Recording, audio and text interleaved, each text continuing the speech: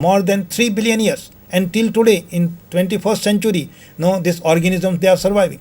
So as they have come across the various types of the interactions from 3.6 billion years till today, and due to this they have adapted to various conditions, physiological conditions, atmospheric conditions, metabolic conditions, because the types of the food available to them, so they are so diverse.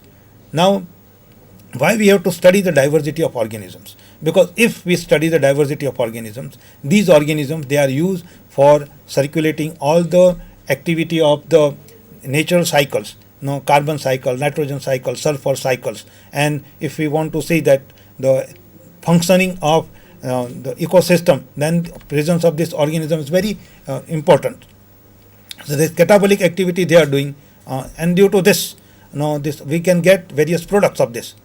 Dear friends, so these organisms, they look very small, but they are so diverse in terms of habitats, in terms of morphology, in terms of metabolic activity, in terms of, we can say, many more things which human being cannot do, but these microorganisms are doing. Thank you very much for listening me. If you have any questions, we can discuss these questions. Thank you.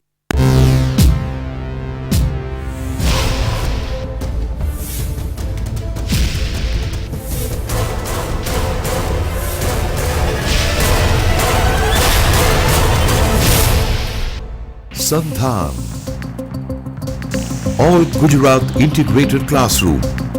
સેટેલાઇટના માધ્યમથી જોડતી કડી એટલે સંધાન.